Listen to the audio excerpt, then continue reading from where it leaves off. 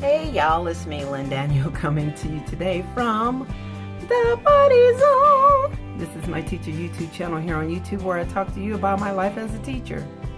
How are you doing? Welcome back, buddies. Those of you who are subscribed and you come around all the time, welcome back. And those of you who are not subscribed, I hope you find something that you enjoy in this video so you can become a buddy. And you do that just simply by subscribing. Hit that notification icon so you can know when I upload new videos. Okay, so this is day 15 in my How Many Days in Summer Break 2019 series. And what am I going to talk to you all about today? Today was a good day. I got some exercise in. I got some rest in. I got some outside time in. Yeah, and I even got to view a few videos. I worked a little bit on my research and blah, blah, blah, blah, blah, blah, blah, blah. But I watched a video from the Spanglish Maestra. Let me see if I can find it, where she was talking about 10 things she wished she knew before she became a teacher. And I'm like, wow, that's a good video. I mean, really, she broke it down like, you know, she wished she had known about like being observed, scheduling, like not having enough time to complete tasks, and communication and deadlines and things of that nature, relationships with your colleagues and things like that. So yeah, she gave some good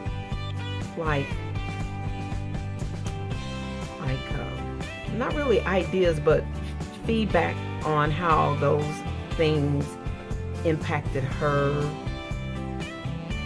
you know, as a teacher, as a student teacher, and as a person ready to become a teacher in the classroom. So I mean, when I think back on my undergraduate training to become a teacher, I can remember some like specific advice that I received from certain instructors, particularly like during student teaching, and then we would have like whole group meetings and things of that nature where we would get feedback. And one thing that I can recall that I implemented and still implement today in my practice is keep students on task. Like, minimize that downtime, that lag where they're doing nothing. Don't minimize that. And that has been my practice, like to start promptly, to initiate instruction promptly, or a discussion or something surrounding learning, because, and even the research is showing that, like when I'm looking at some instruments for my study, and on this classroom assessment scoring system, the class, that where it looks at teacher-student interactions, instruction, and how teachers can establish a classroom that supports students emotionally, academically, and relationally. And that instructional learning format and productivity that is measured. And when teachers are being evaluated, those teachers are being evaluated on how they use their time, how productive the class is, and how teachers use that from bell to bell instruction time. And so yeah, like, you know, I would recommend you all take a look at the class assessment. It's called CLASS, developed by Pianta, Laparo, and Hamri, 2008. Yeah, check that out, because yeah, that will definitely help. I mean, I think it will. And then another thing, like Valeria had mentioned in her video about the 10 things she wished she knew before teaching, about like avoiding the gossip and avoiding, just maintaining professionalism. And yeah, that relationship building it's important to establish relationships. And I feel like here at the school I just left, I feel that I was far more successful in doing that because of I don't know, for a lot of different reasons, that like a truer fit, or maybe a more just a different mindset, and maybe some more similarities or something. I can't really put my finger on one thing that made that better in this experience, but it is true that building the relationships is important. And for new teachers who feel like, I can remember feeling as a new teacher, brand new, you have a sense of inadequacy, at least I did, a sense of inadequacy, not being comfortable enough to say and to verbalize that I am a first year teacher, not feeling enough confidence to verbalize that, and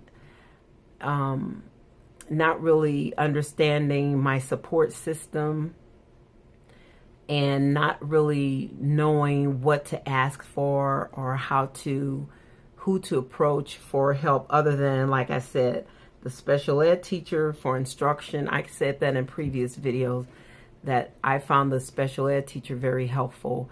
But then the team, I didn't really know how much to rely on the team for feedback or for recommendations or suggestions or anything of that nature. So I did a lot of, like, back in the day, library was the only place really to go to access information. Like, you didn't have an internet back when I started teaching.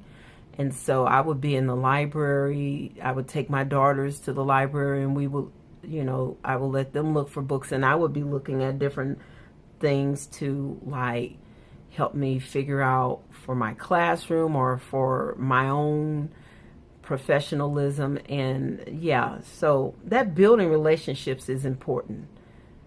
It's important to know how to, like, feel comfortable in being a new teacher and not having that imposter syndrome. And I don't know if that's just a new teacher or someone new to any profession, or if that is because of how teaching or teacher preparation programs were back in that time. Maybe there is a difference in how teacher preparation programs train teachers in dealing with all the aspects of teaching, even the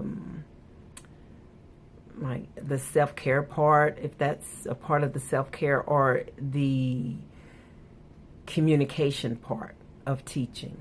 And that's very important. That's why I'm hitting on it hard, because I wish I had known that it is okay to verbalize your shortcomings or what you're not clear about.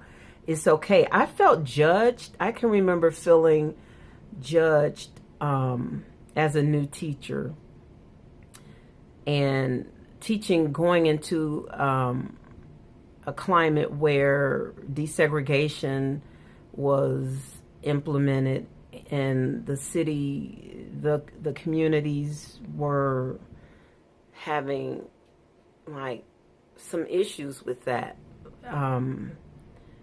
Trying to come to terms with it and trying to accept it, and yeah, and it was just, I can remember it was hard. It was hard for me. So it kind of just set the tone of how things were going to be in that situation. So I mean, that video she made, if you haven't gone to see it, go watch it, because it's a good video.